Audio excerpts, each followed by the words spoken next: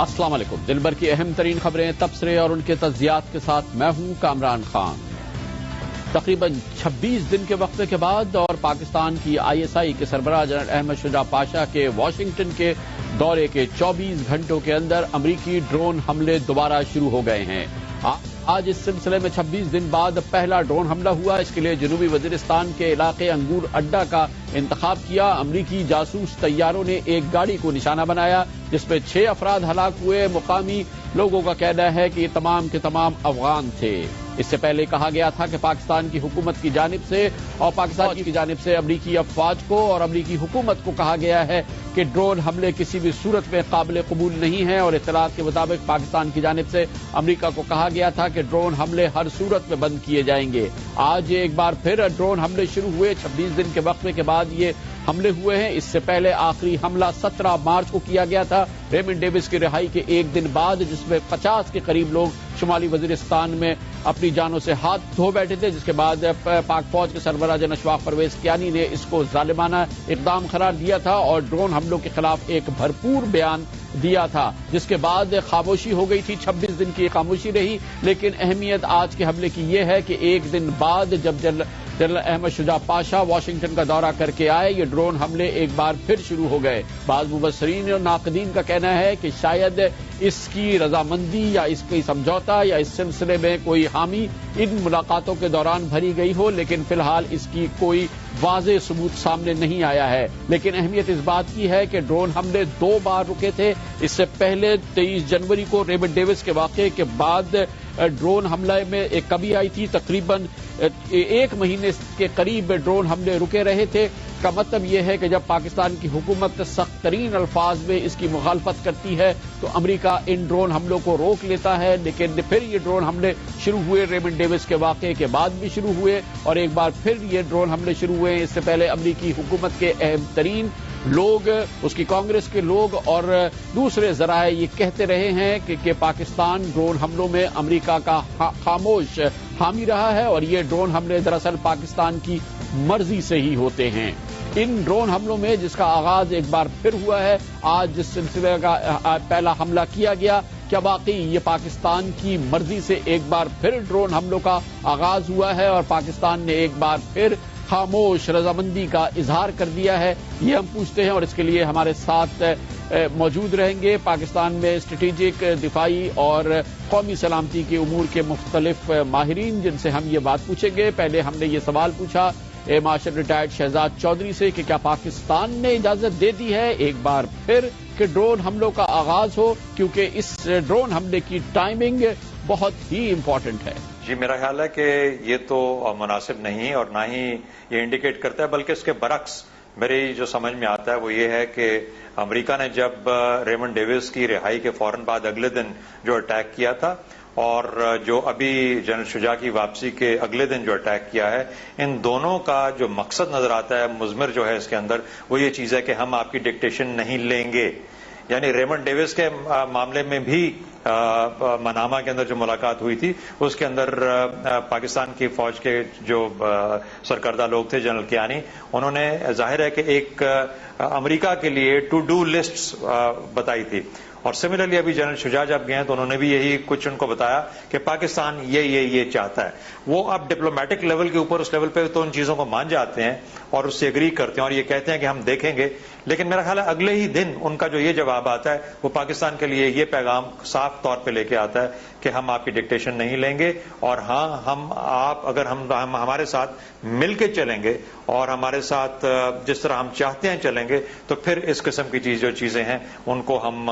بہتر طور پہ ہینڈل کر سکتے ہیں۔ دوسرا جو عنصر ہمیں دیکھنا چاہیے وہ یہ ہے، خاص طور پہ جو دتا خیل والا جو اٹیک ہوا تھا ریمنڈ ڈیوس کی رہائی کے بعد فوراً بعد، اس میں یہ تھا کہ اگر انٹیلیجنس ہماری آپس میں شیئرنگ ختم ہو جاتی ہے تو پھر ہمارے جو ٹارگٹس ہیں وہ اس قسم کے بھی ہو سکتے ہیں جو کہ شاید بونافائی ٹارگٹ نہ ہو۔ یعنی انٹیلیجنس ہوگی تو ہمارے ٹارگٹس کی کریڈیبلٹی اور کوالٹی اچھی ہوگی، اور اگر آپ ہمیں انٹیلیجنس نہیں دیں گے تو پھر ہم سے غلطیاں سرزد ہو سکتی ہیں۔ میرا خیال ہے اس کے اندر یہ پیغام بھی مخفی تھا۔ جنرل احمد شجاع پاشا کے دورہ واشنگٹن کے بعد امریکی CIA نے ایک غیر معمولی بیان میں کہا کہ یہ تمام تاثر غلط ہے کہ پاکستان کی CIA اور پاکستان کی ISI اور CIA کے درمیان تعلقات خراب ہو گئے ہیں۔ CIA کے ترجمان جارج لٹل نے ایک بیان میں کہا کہ دراصل پاکستان CIA اور پاکستان کی ISI اور CIA کے تعلقات مضبوط بنیادوں پر قائم ہیں۔ کیا یہی وجہ ہے کہ ایک بار پھر ڈرون حملوں کی اجازت ہوئی ہے، یا ایک خاموش معاہدے کے تحت ڈرون حملے شروع ہوئے ہیں، یا امریکی خود یہ کام کر رہے ہیں؟ اس کا ایک بار پھر جائزہ لیتے ہیں ایک مختلف زاویے سے، اور اس بار ہم نے یہ سوال پوچھا بریگیڈیئر ریٹائرڈ محمود شاہ سے، جو کہ قومی سلامتی کے امور کے ماہر ہیں۔ میرے خیال میں یہ پری میچور ہوگا۔ جو دو باتیں وہ کرنے گئے تھے، وہ ایک یہ تھا کہ ڈرون حملہ اگر ہوگا تو وہ پاکستان کی اجازت سے ہوگا، اور دوسرا جو ہے پاکستان کے اندر جو CIA ایجنٹس ہیں ان کو نکالنا ہوگا۔ میرے خیال میں ابھی چونکہ وہ آئے ہیں، کیا یہ خاص حملہ جو آج ہوا ہے، کیا پاکستان آرمی نے اس کو اوکے کیا ہے یا نہیں، یہ آگے دنوں میں پتہ چلے گا، کیونکہ وہاں پر امریکہ کی طرف سے بھی جو جواب ابھی تک پتہ نہیں چلا کہ کیا انہوں نے ایگری کیا ہے کہ ہاں وہ آئندہ پاکستان آرمی سے اجازت لیں گے، اور اگر انہوں نے کہا کہ نہیں ہم نہیں لیں گے تو اس کے لیے پاکستان کے پاس جو مختلف آپشنز ہیں، میرے خیال میں اس کے اوپر وہ کوشش کریں گے۔ لیکن پاکستان کی جو بنیادی دو یہ شرائط تھی وہ انہوں نے کنوے کی ہے، اور میرے خیال میں ابھی یہ کہنا کہ امریکہ نے ایک طرف یا دوسری طرف کوئی فیصلہ کیا ہے، تھوڑا سا پری میچور ہوگا۔ اس سے پہلے یہ تاثر رہا ہے اور مختلف ذرائع سے یہ مصدقہ خبریں آتی رہی ہیں کہ اس سے پہلے پاکستان میں جو ڈرون حملے ہوتے رہے ہیں، پاکستان کی خاموش مرضی اور منشا اور اکثر اوقات شراکت سے ہوئے ہیں۔ کیا یہ سلسلہ دوبارہ شروع ہو گیا ہے؟ جیسے پہلے ڈرون حملے ہو رہے تھے اور جس ماحول میں ہو رہے تھے اور جس طریقہ کار سے پاکستان اور امریکہ کے درمیان اس سلسلے میں کسی خاموش رضامندی کے نتیجے میں ہو رہے تھے، کیا وہ سلسلہ دوبارہ شروع ہوا ہے؟ یہ ہم نے پوچھا پاکستان کے ممتاز سینئر صحافی اور اخبار وال اسٹریٹ جرنل کے پاکستان میں کورسپونڈنٹ زاہد حسین سے۔ دیکھیں، بات یہ ہے کہ یہ کہنا کہ دوبارہ اجازت دے دی ہے یہ صحیح نہیں ہوگا، بلکہ یہ ہے کہ اجازت کبھی ختم نہیں ہوئی تھی۔ دیکھیں، یہ جو ڈرون حملے ہو رہے ہیں پاکستان میں، اس میں یقینی طور پہ پاکستان کی اجازت کے ساتھ ہی ہو رہے ہیں، اور یہ ضرور ہوا ہے کہ پچھلا جو حملہ ہوا تھا جس میں شہری مارے گئے تھے تو اس کی وجہ سے ایک ناراضگی ضرور تھی، لیکن اور یہ بات کہی جا رہی تھی کہ اب جو آئندہ جو حملے ہوں اس میں جو ہے وہ دیکھ بھال کے کرنا چاہیے، لیکن میں نہیں سمجھتا ہوں کہ کبھی کوئی ایسی بات ہوئی تھی جس میں یہ حملے ختم کرنے کی بات امریکہ نے مانی تھی یا پاکستان کی طرف سے یہ کہا گیا تھا کہ حملے فوری طور پہ بند ہو۔ لیکن پاکستان کی حکومت اور خاص طور پہ وزیر اعظم یوسف رضا گیلانی کا بدستور اصرار ہے کہ ہم ڈرون حملوں کے خلاف ہیں۔ یاد رہے کہ وکی لیکس اور مشہور جرنلسٹ باب وڈورڈز کی کتاب اماماز وار میں کھل کر صاف طریقے سے بتایا گیا ہے کہ پاکستان کی حکومت اور خود وزیر اعظم یوسف رضا گیلانی، صدر آصف علی زرداری ڈرون حملوں کے بارے میں کیا خیالات رکھتے ہیں، اور امریکہ کی اہم ترین اعلیٰ ترین شخصیات جس میں نائب صدر جوزف بائیڈن اور امریکی CIA کے سربراہ لین پیڈیٹا اور اس کے علاوہ امریکہ کے دوسرے حکام سے پاکستان کے سربراہان کیا بات کرتے رہے ہیں، یہ سب کچھ چھپ چکا ہے۔ لیکن وزیر اعظم یوسف رضا گیلانی نے آج ایک بار پھر اس بات کو دہرایا کہ ڈرون حملے ہماری مرضی اور منشا سے نہیں ہو رہے، ہم تو دراصل احتجاج کر رہے ہیں۔ We are against drone attacks اور اس کا طریقہ کار۔ We are a responsible nation, we are a nuclear state, اور ہم نے کوئی اس طریقے سے بات نہیں کرنی کہ جس طریقے سے کوئی محلوں میں ہم نے بات کرنی ہے۔ ہمارا ایک ڈپلومیٹک چینل ہے، اور ڈپلومیٹک چینل بھی ہے، اور ہمارے دوست ہیں پوری دنیا میں، خواہ وہ ویسٹ کے ہیں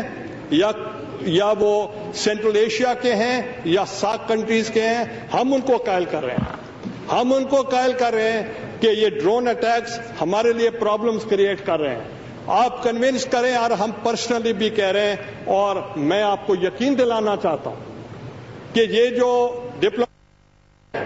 اس پہ ان پہ پریشر آ رہا ہے اور they making our work difficult, تو اس لیے ان کو مجبوراً یہ ان کو ختم کرنا پڑے گا۔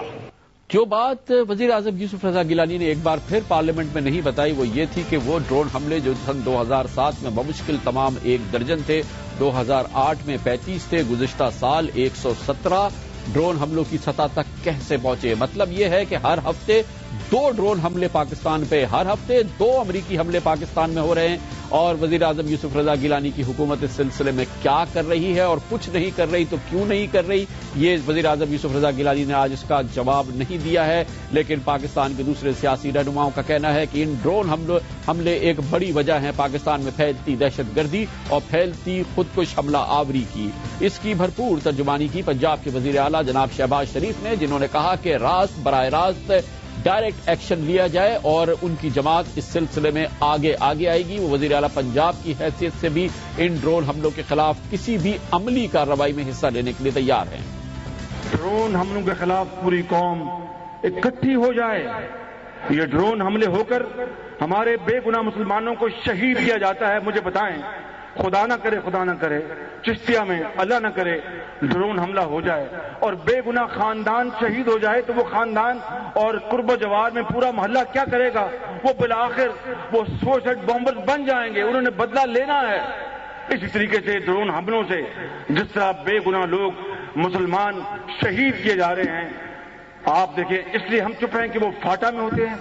اس لیے چپ ہیں کہ وہ شمالی بلوچستان ہوتے ہیں، یا تو کہہ دیجئے کہ جناب یہ پاکستان کا حصہ نہیں ہے۔ ڈرون حملوں کے خلاف پوری قوم کو متحد ہونا پڑے گا اور اس کے لیے اگر لانگ مارچ کرنا ہے، جلد سے جلد نکالنے ہیں تو شہباز شریف سب سے پہلے آپ کو لیڈ کرے گا۔ آئے ان کے ہم حملوں کے خلاف کھڑے ہو جائیں۔ ان ڈرون حملوں کے حوالے سے ایک حالیہ بیان جو سامنے آیا تھا وہ پاک فوج کے جنرل آفیسر کمانڈنگ، جو کہ اس قبائلی علاقوں سے جن کا تعلق ہے، انہوں نے ان ڈرون حملوں کے بارے میں ایک دوسری رائے دی تھی جو شاید جناب شہباز شریف کی رائے سے بالکل مختلف ہو۔ انہوں نے ایک بیان میں کہا تھا کہ یہ حقیقت ہے کہ امریکی ڈرون حملوں میں ہلاک ہونے والے زیادہ تر افراد دہشت گرد تھے، جن کی کافی تعداد غیر ملکی تھی۔ 2000 سے 2011 مارچ تک 164 ڈرون حملوں میں 964 دہشت گرد مارے گئے تھے، جن میں سے 171 کا تعلق مختلف عرب ممالک ازبکستان، تاجکستان، چیچنیا، فلپائن اور مراکش سے تھا۔ یہ پاک فوج کے ایک ذمہ دار افسر کا اس سے پہلے کہنا تھا۔ ڈرون حملوں کے بارے میں حقیقت کیا ہے، پاکستان کی حکومت کی پالیسی کیا ہے، شاید پاکستان کے 18 کروڑ عوام کو یہ کبھی نہیں پتہ چل سکے گا۔ اس کی سچائی اور اس کی جڑ تک شاید پاکستان کے عوام کبھی نہیں پہنچ پائیں گے۔ کمرشل بریک اور اس کے بعد ذکر کرتے ہیں بھٹو کیس، 33 سال پرانا یہ کیس ہے جو پاکستان کی تاریخ کا ایک اہم باب ہے، اس کو واپس کیا جائے، اس اہم باب کو ختم کیا جائے، اس کے لیے ریفرنس آج دائر ہو گیا ہے، جس کے لیے وفاقی وزیر قانون جناب بابر اعوان کو اپنے عہدے سے مستعفی ہونا پڑا ہے۔ اس کی حقیقت ہم آپ کو بتائیں گے اور اس بارے میں بھی بتائیں گے کیا واقعی یہ تاریخی غلطی دور ہو سکتی ہے یا نہیں۔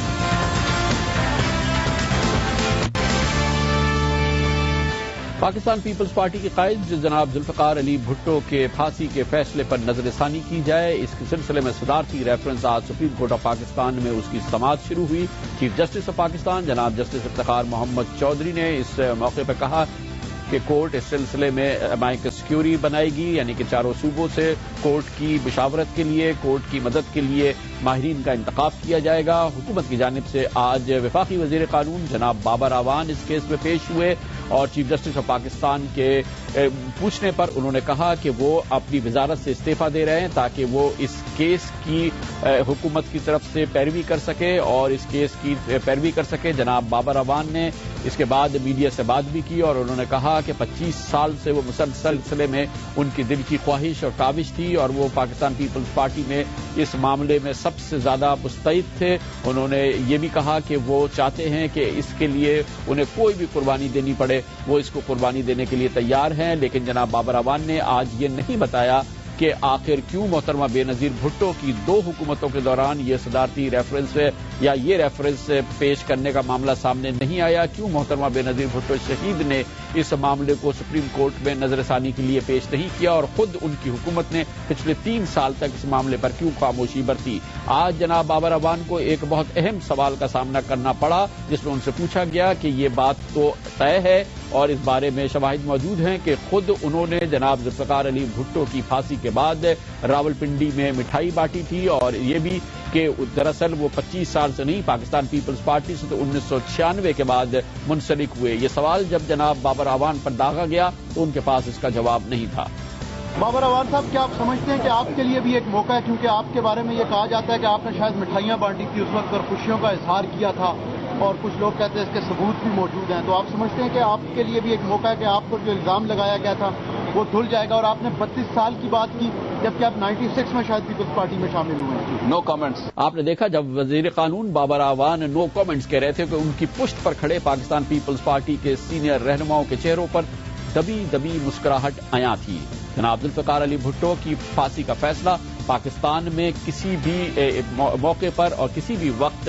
غیر متنازع نہیں رہا ہے. پاکستان میں انٹیلیجنسیا کی، پاکستان کے میڈیا کی، پاکستان کے سیاسی رہنماؤں کی اور بین الاقوامی ماہرین کی مسلمہ رائے ہے کہ یہ ایک متنازع فیصلہ تھا اور اکثریت کی رائے یہ ہے کہ یہ غلط فیصلہ تھا. لیکن اس کے باوجود یہ معاملہ اب سپریم کورٹ آف پاکستان میں پیش کیا گیا ہے. پاکستان کے موجودہ قانونی ماہرین کا کہنا یہ ہے کہ یہ شاید معاملہ سپریم کورٹ آف پاکستان اس وقت ری وزٹ نہیں کر سکتی. متعلقہ قوانین اس کی اجازت نہیں دیتے. نظر ثانی کی ضرورت نہیں ہے اور پاکستان کی بڑی سیاسی جماعتوں نے اس فیصلے کی تنقید بھی کی ہے. پاکستان مسلم لیگ نون، پاکستان مسلم لیگ قاف، جمعیت علماء اسلام اس میں پیش ہے. لیکن جناب ذوالفقار علی بھٹو کا قتل کا مقدمہ، اس کی سماعت، اس کے فیصلے ضرور متنازع رہے ہیں. وہ چیدہ ایشو جو کہ انتہائی متنازع رہے، اس کیس کی سماعت اور اس کے فیصلوں میں اس کا احاطہ کیا ہے سینئر صحافی اور اینکر جناب افتخار احمد نے. بہت سے اہم تاریخی حکم سرزد ہوئے ہیں. سب سے پہلے بات یہ ہے کہ ذوالفقار علی بھٹو کا مقدمہ جس جج نے سنا ہے، ذوالفقار علی بھٹو کو اس سے یہ امید نہیں تھی کہ انصاف ہوگا. مولوی مشتاق اور ذوالفقار علی بھٹو کے درمیان انبن تھی اور اس انبن کو سارا ملک جانتا تھا.